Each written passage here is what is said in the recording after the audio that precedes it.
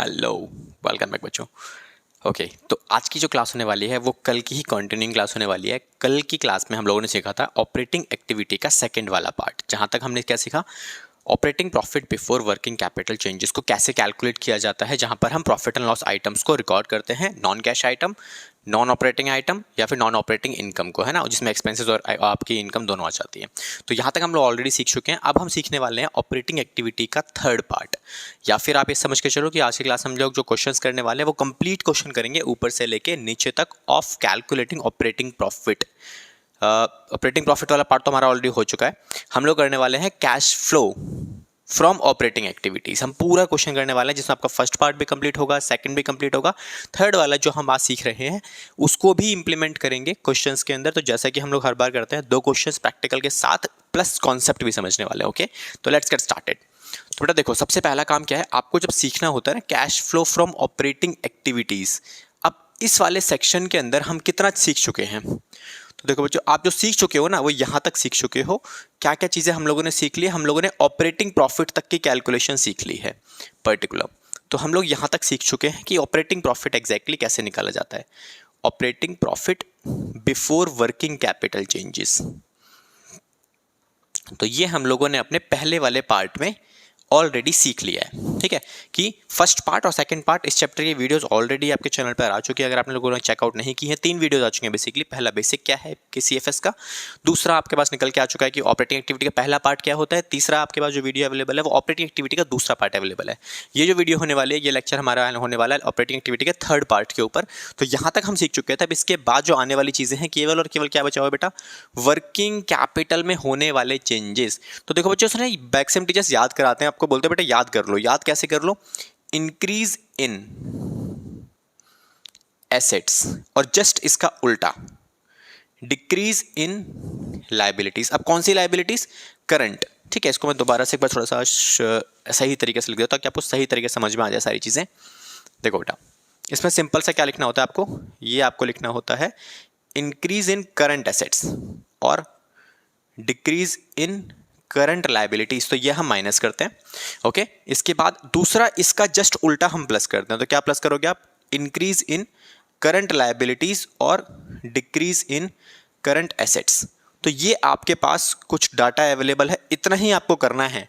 जैसे आप ये कर लोगे, you will get the main item जिसके लिए हम लोगों ने इतनी मेहनत करी है, that is cash generated from operations. तो जो भी आपने ऑपरेशंस किया, मतलब बिजनेस किया, उससे जो कैश एक्चुअल में जनरेट हुआ वो ये आ गया। At last we have to adjust only 2 things, that is tax paid.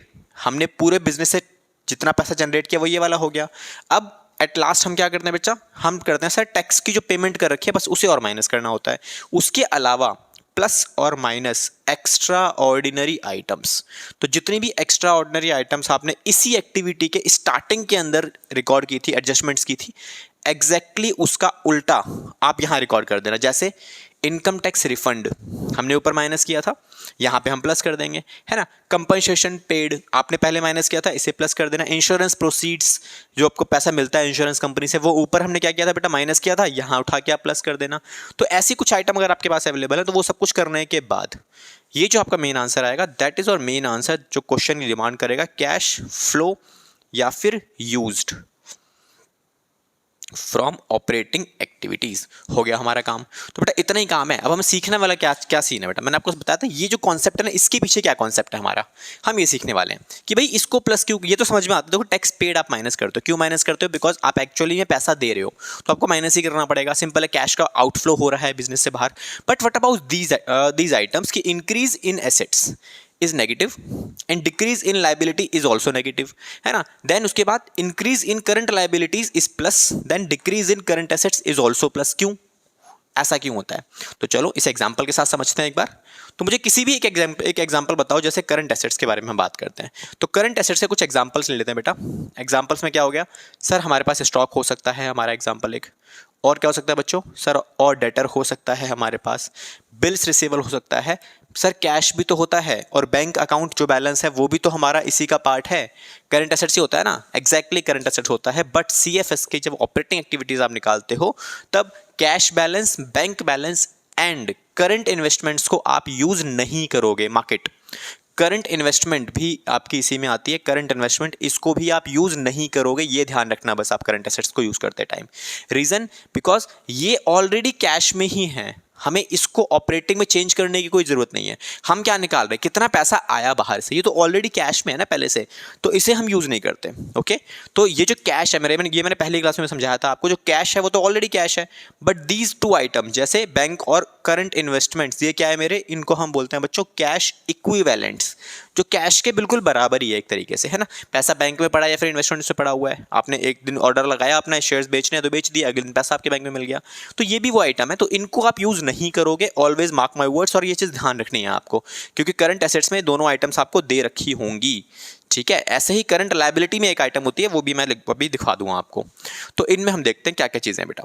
देखो सर, ओपनिंग और क्लोजिंग ले लेते हैं बेटा। तो ओपनिंग और क्लोजिंग क्या है, ये क्वेश्चन बोलता है भाई ये मेरे पास ओपनिंग का है 20,000 रुपये का, और ये क्लोजिंग में कितना हो गया सर, 50,000 रुपये का। डेटर्स की वैल्यू बताऊँ तो 12,000 ये थी, 15,000 यहाँ हो गई, ये 15, ये आपका कितना था सर, ये हमारे पास था 5,000 का, ये हो गया 8,000 का। देखो मैंने सब में क्या एक चीज़ दिखाई है कि इंक्रीज ही हो रहा है मेरा कैश, है ना। करंट एसेट्स में क्या दिखा रहे हैं, मैं बार बार इंक्रीज ही दिखा रहा हूँ।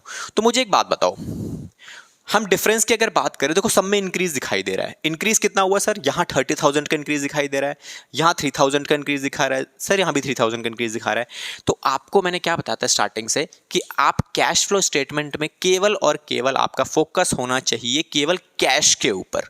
तो मुझे एक बात बताओ, स्टॉक अगर आपके पास स्टार्टिंग में था 20,000 का, क्लोजिंग में कितना हो गया बेटा, 50,000 रुपए का, तो 30,000 का स्टॉक कहां से आया, अपने आप तो जन्म नहीं लेगा ना, अपने आप तो इंक्रीज नहीं करेगा स्टॉक, तो इसका मतलब आपने स्टॉक परचेज किया होगा। This is a purchase. Increase कब करता है, केवल परचेज, और परचेज करने से कैश पे क्या फर्क पड़ता है सर, माइनस होता है, सिंपल। उसके अलावा ये क्या फर्क पड़ा आपका, देखो डेटर्स, डेटर का मतलब क्या हुआ, आपने डेटर्स को सामान स्टार्टिंग में कितना था, 12 का था, अब कितना हो गया, 15। आपने सामान उधार में सेल कर दिया, इसीलिए डेटर्स की वैल्यू बढ़ गई। अब डेटर्स की वैल्यू बढ़ गई, इसका मतलब क्या है, पैसा आपका ब्लॉक हो गया है एक जगह पे। अब पैसा ब्लॉक होना पैसा ना आने के बराबर ही होता है करंट ईयर के अंदर, है ना। तो उसे भी क्या करोगे आप, नेगेटिव डाल दोगे, पैसा ब्लॉक हो गया, आपका पैसा इंगेज हो चुका है उस करंट एसेट्स में। Bills receivable, again bills receivable भी एक इसी का पार्ट है, इसमें भी आप पैसा डाल सकते हो। इसी तरीके से हम एक और ले लेते हैं, प्रीपेड एक्सपेंसेस। अब प्रीपेड एक्सपेंसेस पहले थे 2,000 रुपए के, अब हो गए 4,000 रुपए के। सर 2,000 का इंक्रीज हो गया। प्रीपेड एक्सपेंस का मतलब क्या होता है, those expenses which are paid in advance. आपने फ्यूचर के लिए कुछ पैसा एक्स्ट्रा पे किया, कैश तो गया ना, आपने इंश्योरेंस का पेमेंट होता है आपका, प्रीपेड हमेशा प्रीपेड ही होता है इंश्योरेंस। तो जो भी पैसा देना था, इस साल 2,000 था, करंट ईयर के में कितना हो गया, ये पिछले साल का 2,000 4,000 हो गया। तो इसका मतलब आपने करंट ईयर में 2,000 का इंश्योरेंस या कोई भी खर्चा जो प्रीपेड आपने कर दिया, तो पैसा इंगेज हो गया उसके अंदर भी, तो अगेन सब्ट्रैक्ट। तो देखो क्या दिखाई दे रहा है, इंक्रीज हो रहा है ना सारा, ये इंक्रीज इन करंट एसेट्स, क्या लिखा हुआ है इसके अंदर, इंक्रीज इन करंट एसेट्स, क्या करोगे आप, नेगेटिव डाल दोगे। क्लियर, तो ये सारी चीजें क्लियर है आपको, इंक्रीज हो चुका है। अब एक काम करते हैं, इसका रिवर्स एक बार चेक कर लेते हैं। तो करंट एसेट्स को हम डिक्रीज करते हैं इस बार, है ना। सारी वैल्यूज सेम रखने वाले हैं, बट हम यहाँ क्या करेंगे बच्चों, यहाँ हम डिक्रीज कर देंगे। तो वैल्यूज में यहाँ पे थोड़ी सी चेंज कर देता हूँ आपके लिए। तो क्लोजिंग वैल्यूज को चेंज कर लेते हैं बस, और यहाँ पे डिक्रीज देख लेते हैं, फिर देखते हैं करंट एसेट्स पे क्या फर्क पड़ता है। तो बेटा ये रह गया मेरा, लेट सपोज 8,000 रुपये का, ये रह गया 10,000 का, ये रह गया 1,000, और ये रह गया 500 रुपये का, सिंपल। तो ये सारी वैल्यू डिक्रीज कर रही है। कितना डिक्रीज हो रहा है बेटा, ये हो रहा है सर 12,000 रुपये का, ये हो रहा है सर 2,000 रुपये का, ये हो रहा है सर 4,000 का, और ये हो रहा है मेरा सिंपल 15,000 का। अब देखो स्टॉक अगर डिक्रीज हो रहा है तो इसका मतलब क्या हो सकता है, चोरी हो गया, आग लग गई, ऑनर ने निकाल लिया, या फिर बिक गया। हमें हमेशा अपनी बेस्ट अजम्पशन को इस्तेमाल करना पड़ता है। तो बेटा बेस्ट अजम्पशन क्या हो सकता है, आग लगना, चोरी होना, ऑनर ने निकाल लिया, या फिर बिक गया। सर बेस्ट अजम्पशन तो होता है कि बिजनेस अगर आप कर रहे हो स्टॉक आपका बिका होगा, सिंपल। बेस्ट अजम्पशन क्या है, बिक गया। अब जब बिकेगा तो क्या होगा, सेल हो गया, मतलब पैसे आ गए, है ना। हम ये मान के चलते हैं सामान कस्टमर लेके गया और पैसे देके चला गया, खत्म बात। डेटर्स के अंदर सेम ऐसी ट्रीटमेंट आप देखोगे, क्या देखोगे, डेटर पहले कितने थे सर 12,000 के, अब कितने रह गए 10,000 के। बेस्ट अजम्पशन क्या है कि बेड डेप्ट हो गया, या फिर पैसे मिल गए, पैसे मिल गए, परफेक्ट। पैसे मिल गए मतलब आपने क्या किया, प्लस कर दिया, कैश इंक्रीज कर गया। सेम बीआर के अंदर होता है, तो बीआर अगर डिक्रीज कर रहा है इसका मतलब क्या है, पैसे वहां से भी निकल आए। प्रीपेड इंश्योरेंस, प्रीपेड आपका एक्सपेंस है, पिछले साल इतना था, इस साल इतना है, इसका मतलब क्या है, ये भी कैश में कन्वर्ट हो गया होगा, मतलब करंट ईयर में कैश बच गया आपका। आपने करंट ईयर के खर्चों को यहाँ से एडजस्ट करवा दिया 1500 रुपये, तो करंट ईयर का पेमेंट नहीं करना पड़ा आपको, है ना, तो करंट ईयर सेविंग हो गई आपकी एक तरीके से, तो ये भी प्लस हो रहा है। चेक करो एक बार, डिक्रीज हो रहा है एसेट्स, तो डिक्रीज इन करंट एसेट्स, ये रहा बेटा, डिक्रीज इन करंट एसेट्स क्या कर रहे हैं हम लोग, इसे प्लस कर रहे हैं। सेम चीजें आपकी होती हैं करंट लायबिलिटीज के साथ भी, एग्जैक्टली बिल्कुल आप डिटो चेकआउट करोगे, सेम डाटा आपको देखने को मिलेगा करंट लायबिलिटीज में, वहां कोई डिफरेंस देखने को नहीं मिलेगा। ऐसे ही आप एग्जांपल बना के फ्रेम कर सकते हो। मैं 2-3 एग्जांपल आपके लिए फ्रेम कर देता हूं ताकि आपको थोड़ा सा ना समझ में आ जाए चीजें और आपको प्रॉब्लम ना हो किसी भी तरीके से। तो करंट लायबिलिटीज में कोई 2 लायबिलिटीज बताओ बेटा मुझे। सर एक होती है क्रेडिटर्स की हमारी, दूसरी होती है आउटस्टैंडिंग एक्सपेंसेस की। बेटा एक लायबिलिटी मैं आपके सामने और लिखने वाला हूं, दैट इज बैंक ओवरड्राफ्ट। ये भी तो करंट लायबिलिटी का पार्ट है ना। बट करंट लायबिलिटीज में आप बैंक ओवरड्राफ्ट को इस्तेमाल नहीं करोगे, ठीक है, इसको यहां पे यूज नहीं करना है। अगर आपको गिवन भी होता है तो आप इसे यूज नहीं करोगे। क्लियर? सर क्यों यूज नहीं करेंगे, बता दूं क्यों यूज नहीं करेंगे। बिकॉज बैंक ओवरड्राफ्ट आपकी एक तरीके से क्या है बेटा, शॉर्ट टर्म बोरोइंग्स का पार्ट है। आपने कर्जा ले रखा है बैंक से छोटे टर्म के लिए, और जितनी भी बोरोइंग्स होती हैं बेटा वो आती हैं आपकी सारी की सारी किसमें, फाइनेंसिंग एक्टिविटी का पार्ट है। तो ये ऑपरेटिंग में यूज नहीं करोगे आप, इसको यूज करेंगे कहां पे बेटा, फाइनेंसिंग एक्टिविटी जब हम सीखेंगे तब मैं इसका ट्रीटमेंट दिखाऊंगा आपको, ठीक है। बैंक ओवरड्राफ्ट वहां रिकॉर्ड होगा, यहां रिकॉर्ड आपको नहीं करना है। क्लियर? ठीक है सर, तो इसको हम रब कर लेते हैं, तो ये हमारा यहाँ से रिमूव हो जाएगा। अब हम चलते हैं अपने इनके ऊपर, एग्जांपल्स के ऊपर। तो बेटा चेक करते हैं एक बार दोबारा से, ओपनिंग ले लो, क्लोजिंग ले लो।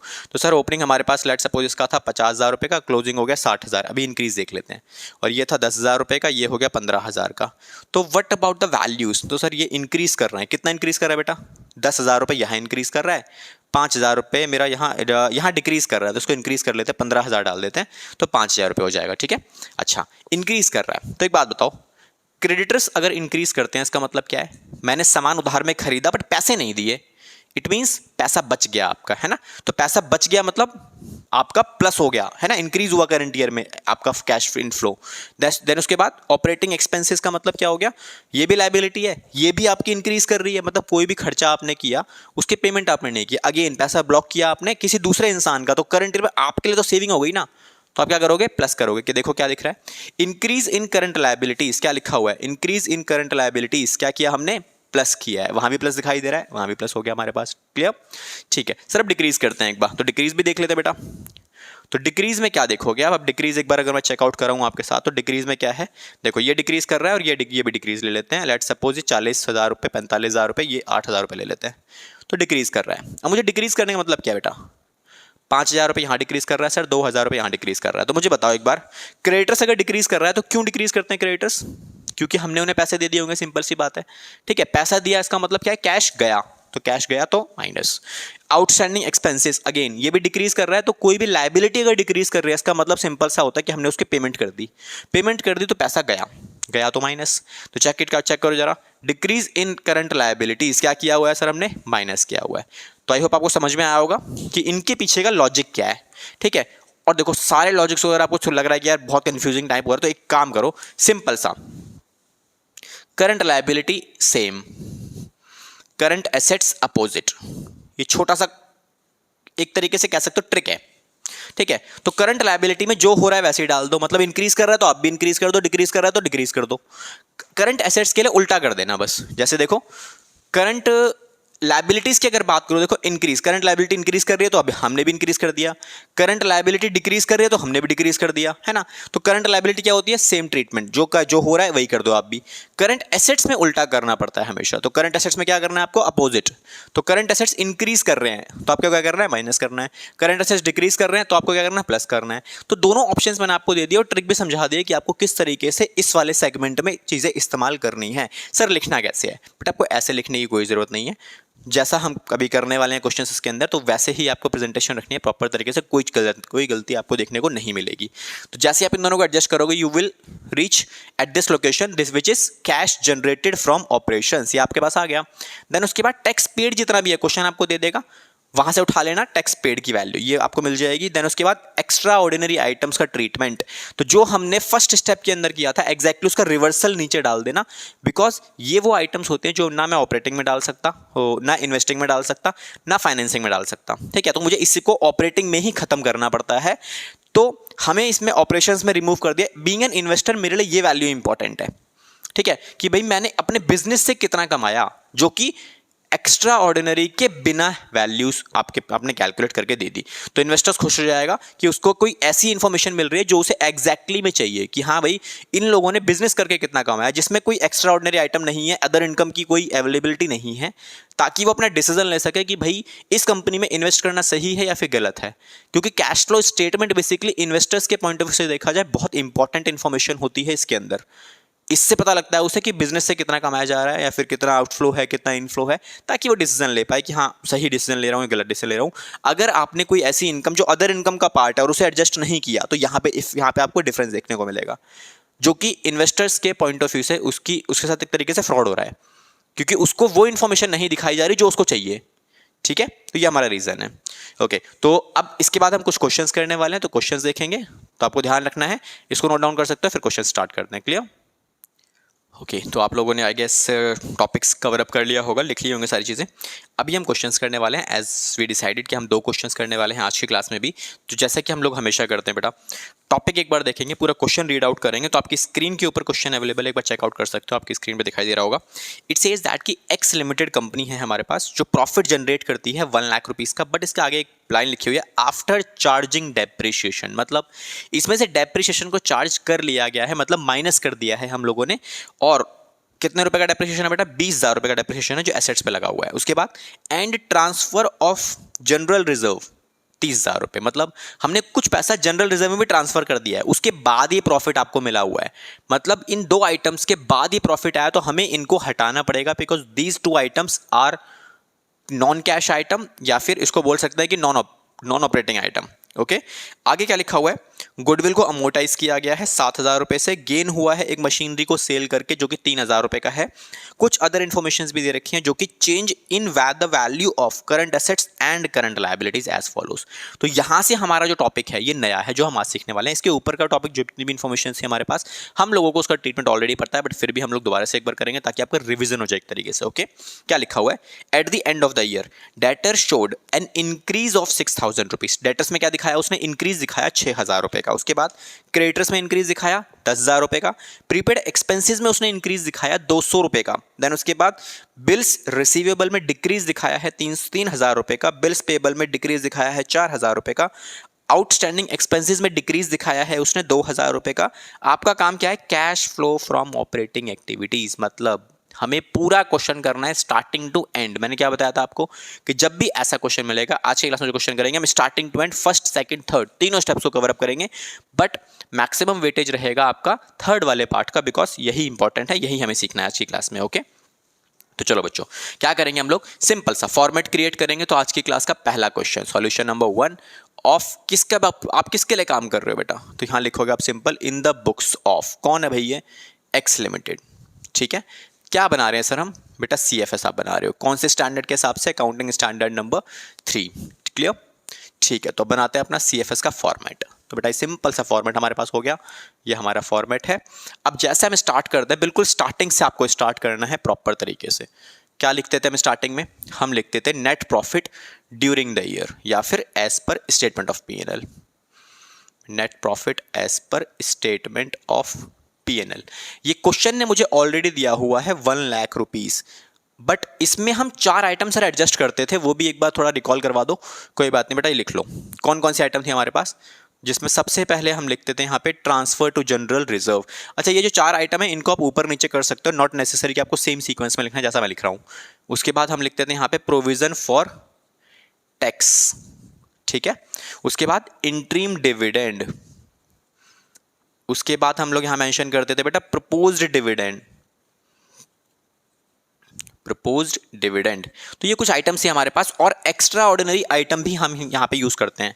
अब क्वेश्चन में हमने जब पढ़ा इस क्वेश्चन को, तो एक्स्ट्रा ऑर्डिनरी आइटम मुझे नहीं मिला, तो नॉट टू नेसेसरी आपको लिखना है। हाँ मिल जाएगा तो ठीक है, लिख देंगे, नहीं है तो नहीं, कोई बात नहीं। अब चेक करो जरा इसमें से गिवन क्या क्या है। Sir transfer to general reserve given था, हमने स्टार्टिंग में पढ़ा था, है ना? 30,000 रुपए की वैल्यू मुझे गिवन थी ट्रांसफर टू जनरल रिजर्व की, ये हमने मेंशन कर लिया। Provision for tax, sir tax से रिलेटेड कोई इन्फॉर्मेशन ही नहीं है हमारे पास पूरे क्वेश्चन में, तो ठीक है डैश लगा लो, नॉट नेसेसरी कि आपको सारी इन्फॉर्मेशन गिवन हो, जो गिवन है वो ठीक है, जो नहीं है डैश ले लो।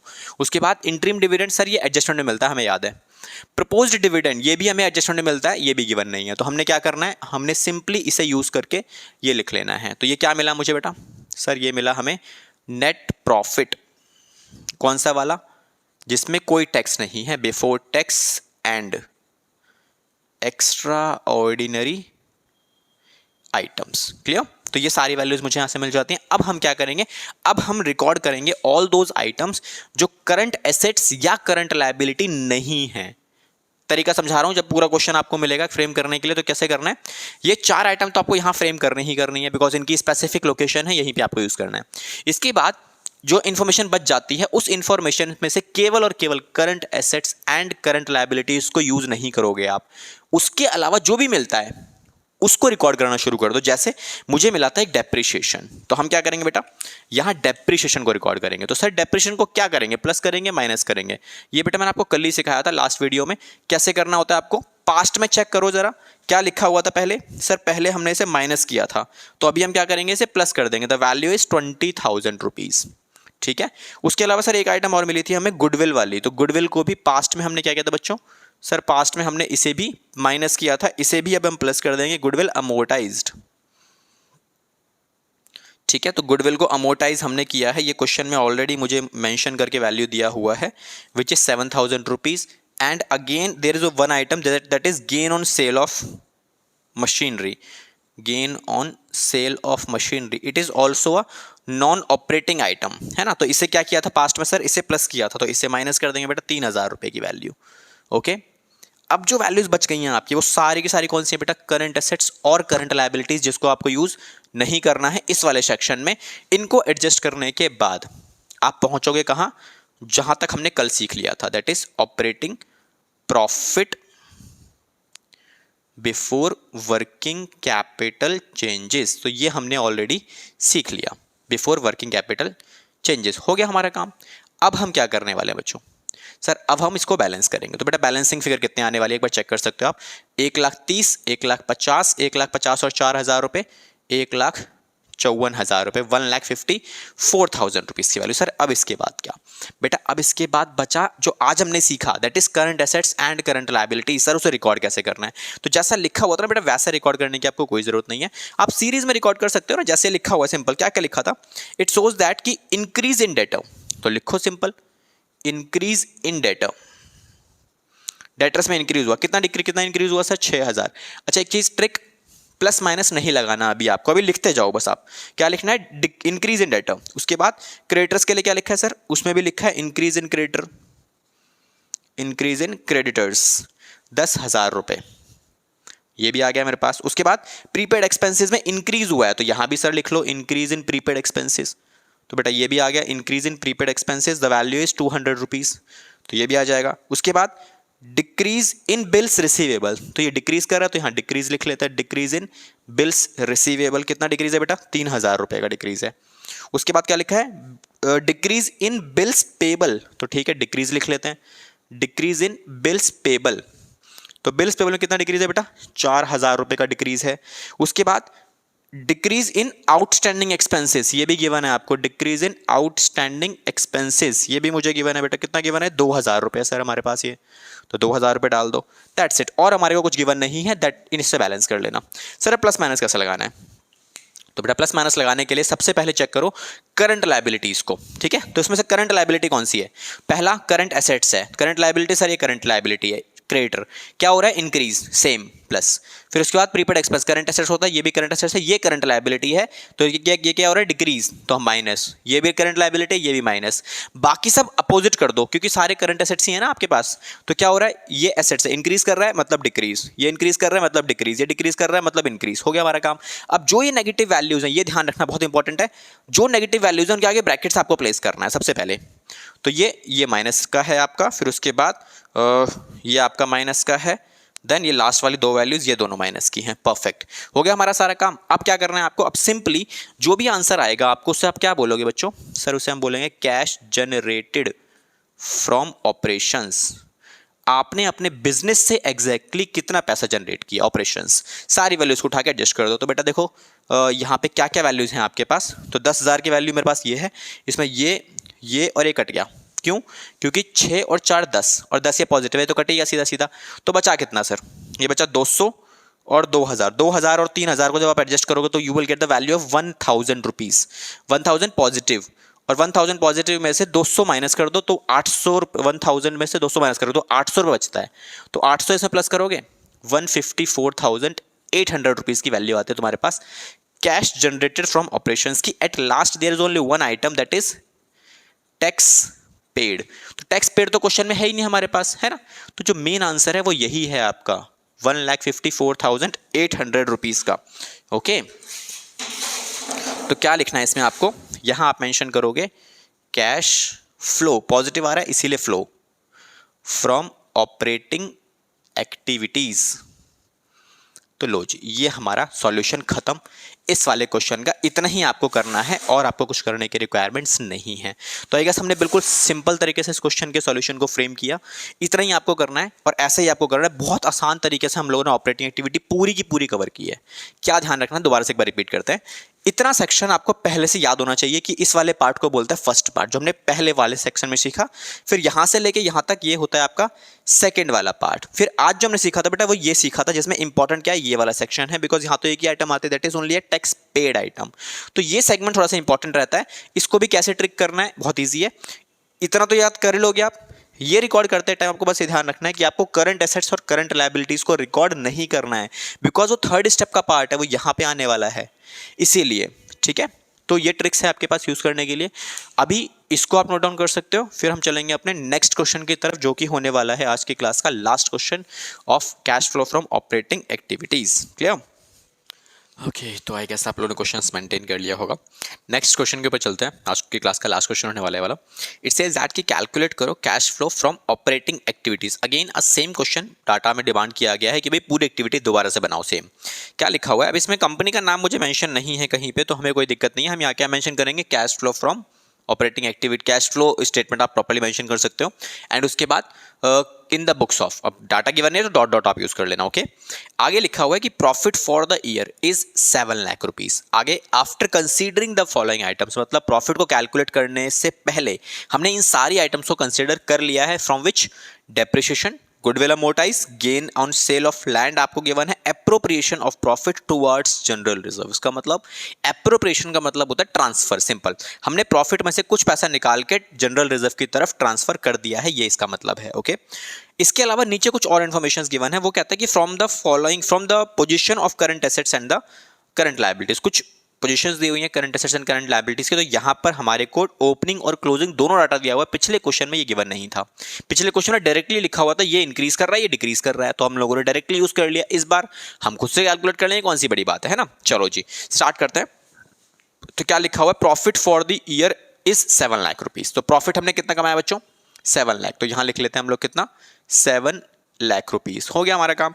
अब इसमें वही 4 आइटम। देखो आपको अगर याद है ना सारी चीजें, तो नॉट नेसेसरी कि सारी आइटम लिखो। जैसे पहला क्या है? ट्रांसफर टू जनरल रिजर्व है क्वेश्चन में, सर है हमारे पास क्वेश्चन में। तो मैं काम करता हूं, केवल जो इन्फॉर्मेशन गिवन है वही यूज कर लेते हैं। तो यहां हम लोग क्या लिखने वाले हैं बच्चों? Transfer to general reserve. हम लोगों ने जनरल रिजर्व में कुछ पैसा ट्रांसफर किया है। कितना किया है बेटा? 60,000 रुपए। ठीक है भाई, 60,000 रुपए लिख लेते हैं। उसके बाद क्या कौन कौन सी आइटम होती हैं? प्रोविजन फॉर टैक्स नहीं है। Interim dividend and propose dividend, जिसे हम फाइनल डिविडेंड भी बोलते हैं, वो क्वेश्चन में हमेशा कहां मिलेगा? एडजस्टमेंट में। अब इस क्वेश्चन में एडजस्टमेंट वाला पार्ट तो नहीं है, बिकॉज डायरेक्टली सारी वैल्यूज गिवन है, बट वहां पर भी ऐसी कोई इन्फॉर्मेशन नहीं है हमारे पास। तो इसका मतलब एक ही आइटम गिवन है and there is no such extraordinary item, तो वो भी नहीं है। इसका मतलब इतना ही क्वेश्चन हमारे पास वैल्यूज गिवन है। तो ये हमारे पास कितना हो गया बेटा? 7,60,000 रुपए का, जिसे हम क्या बोलेंगे बेटा? हम बोलेंगे इसे net profit before tax and extra ordinary items. Okay, तो ये हो गया हमारे पास। अब इसके बाद क्या बताया था मैंने आपको? Current assets and current liabilities को छोड़कर जितना भी डाटा गिवन है सब रिकॉर्ड कर लो इसके अंदर। ठीक है, तो कौन कौन सा इंफॉर्मेशन हमारे पास बेटा? यहां गिवन है डेप्रिसिएशन। तो डेप्रिसिएशन पहले माइनस किया था, अब हम प्लस कर देंगे। ये हमने बहुत हर क्वेश्चन में ही यही बन, जब जितने भी किए हम लोगों ने, तो ये सब में था, तो हम यही रिकॉर्ड कर लेते हैं। कितना बेटा? 40,000 रुपए प्लस हो गया। ओके, तो use commas properly. Goodwill amortise, अब गुडविल अमोर्टाइज ये भी हमें मैक्सिमम क्वेश्चन जो हमने कवर अप किए उन सब में ही मिला था, तो गुडविल अमोर्टाइज्ड ये भी हम प्लस करेंगे बिकॉज पहले से माइनस किया था बेटा, है ना सर। ये कितना है बेटा 20,000 रुपये का। उसके बाद gain on sale of land, तो gain on sale of land ये हमारे को कितना गिवन है बेटा, ये पहले प्लस किया था, अब आप इसे क्या करोगे बेटा माइनस कर देंगे। तो 90,000 रुपये हमने क्या कर दिया बेटा इसे माइनस, तो use brackets on negative values, है ना, कल भी समझाया था मैंने आपको। अब ये 3 आइटम्स थी मेरे पास, अदर 3 आइटम और है जो नीचे वाले मेरे को डाटा में गिवन है, बट वो सब करंट एसेट्स और करंट लायबिलिटीज है, उसे हम वहां पे यूज नहीं करेंगे। क्लियर? तो इतना करने के बाद हम पहुंच जाते हैं वहां तक जहां तक हमने कल सीखा था। मतलब क्या? That is operating profit before working capital changes. तो ये हम लोगों ने कल सीख लिया था, operating profit before working capital changes, ये हम लोगों ने कल सीख लिया था। इसे कैलकुलेट एक बार कर लेते हैं। तो कितना आने वाला बेटा, ये देखो यहाँ पे है 60,000 रुपये और 90,000 रुपये नेगेटिव का, इसका मतलब 30,000 रुपये नेगेटिव हो गया। तो 7,30,000 रुपये, 7,30,000 रुपीज नेगेटिव आपकी पॉजिटिव वैल्यू आ जाती है। ये हमारे पास हो गया काम। अब क्या बचा है सर बेटा, current assets and current liabilities. तो क्या लिखा हुआ है, ट्रेड पेबल। एक बार चेक करो, ओपनिंग क्लोजिंग बड़े ध्यान से देखना होता है। तो साफ साफ लिखा होता है क्वेश्चन में, ओपनिंग क्या है क्लोजिंग क्या है। ओपनिंग है मेरे पास 75 का, क्लोजिंग है मेरे पास 50 का। इसका मतलब क्या हो रहा है बेटा, ये डिक्रीज कर रहा है सर, है ना। तो इसको प्लस माइनस बाद में लगाएंगे। तो डिक्रीज इन ट्रेड पेबल कितना डिक्रीज कर रहा है सर, 25,000 रुपये, प्लस माइनस बाद में। आगे ट्रेड रिसीवेबल, सर ये इंक्रीज कर रहा है क्योंकि पहले था 60, अब हो गया मेरे पास 75 का। तो ट्रेड रिसीवेबल ये मेरे पास आ जाता है 15,000 रुपये का डिफरेंस, प्लस माइनस बाद में। प्रीपेड एक्सपेंसेस ये भी मेरा डिक्रीज कर रहा है सर, हमारे पास पहले था 18, अब हो गया 10। क्वेश्चन के रेफरेंस के लिए आप अपने टीएस ग्रेवाल की बुक यूज कर सकते हो, वहां ये क्वेश्चन देखने को मिल जाएगा आपको। तो ये कितना मेरे पास गिवन है बेटा, 8,000 रुपए की वैल्यू। अब देखते हैं प्लस माइनस। तो बेटा इसमें करंट लायबिलिटी कौन सी है सर, करंट लायबिलिटी एक है हमारे पास, दैट इज ट्रेड पेबल। तो क्या बोल रहा है डिक्रीज, तो करंट लायबिलिटीज के साथ बिल्कुल सीधा सीधा आपको रिलेशन यूज करना है। डिक्रीज तो हम भी डिक्रीज, माइनस तो इसे माइनस कर लेते हैं। बाकी करंट एसेट्स के साथ उल्टा अपोजिट एकदम। तो ये दोनों करंट एसेट्स हैं, इंक्रीज कर रहा है तो आप क्या करोगे माइनस करोगे, डिक्रीज कर रहा है तो आप क्या करोगे प्लस कर दोगे। तो नेगेटिव वैल्यूज को ब्रैकेट्स में, बाकी उठा के सेम। ओके, तो ये हो गया हमारे पास क्वेश्चन। इसको फ्रेम कर लेते हैं। कितना आता है बेटा, ये आ रहा है 40,000 माइनस का, और ये आ रहा है मेरे पास कितना 8,000 रुपये प्लस का। कितना पॉजिटिव बैलेंस बचेगा, या फिर 70,000 में से 40,000 माइनस कर दो, 7,30,000 में 40,000 माइनस 6,90,000 और प्लस 8,000 रुपये, तो 6,98,000 रुपीज की वैल्यू आ जाती है मेरे पास। ठीक है, 6,98,000 रुपीज। तो ये क्या मिलेगा बेटा आपको, ये मिलेगा सर हमें cash generated from operations. Okay, कि भाई आपने बिजनेस करके कितना कमाया, कैश जनरेटेड फ्रॉम ऑपरेशंस, कि बिजनेस से भाई कितना कैश आया। और लास्ट में आपको माइनस करना होता है टैक्स पेड। तो जैसा कि पूरे क्वेश्चन में कोई इंफॉर्मेशन गिवन नहीं थी, तो आप इसे क्या लिख दोगे, नहीं डैश। तो फाइनल आंसर 6,98,000 रुपीज का your main answer which is positive. तो हम क्या लिखेंगे यहाँ पे, cash flow from operating activities. लो जी, ये क्वेश्चन भी सिंपल तरीके से हमारा कवर अप हो चुका है। तो अब आपको ऑपरेटिंग एक्टिविटी को कवर करने में कोई प्रॉब्लम नहीं आने वाली है। अभी इस पूरे चैप्टर की हम लोग कंप्लीट कवर अप करेंगे और अच्छे से कवर अप करेंगे ताकि आपको कोई दिक्कत ना आए, आपको पूरा क्वेश्चन समझ में आएगा। क्लियर? तो आज की क्लास में 2 क्वेश्चन हम लोग करने वाले थे, तो दोनों क्वेश्चन हमारे कंप्लीट है। मिलेंगे अपनी नेक्स्ट क्लास में अगली एक्टिविटी के साथ जिसका नाम है investing activity, cash flow from investing activity. And trust me on that, cash flow from investing activity and cash flow from financing activity आपके दोनों कवर हो जाएंगी बहुत कम टाइम के अंदर, बट डिटेल में हम लोग करेंगे अच्छे से, बिकॉज वहां से क्वेश्चंस मैक्सिमम टाइम देखने को मिलते हैं और उनकी कुछ एडजस्टमेंट्स भी आपको देखने को मिलेंगी, जो कि आपके 11th क्लास का थोड़ा सा रिवीजन भी हो जाएगा आपका, वहां से भी आपको थोड़ा बहुत हेल्प मिलेगा। ओके, तो मिलेंगे अपने नेक्स्ट क्लास में with a new activity which is investing activity. तब तक के लिए thank you so much and all the best.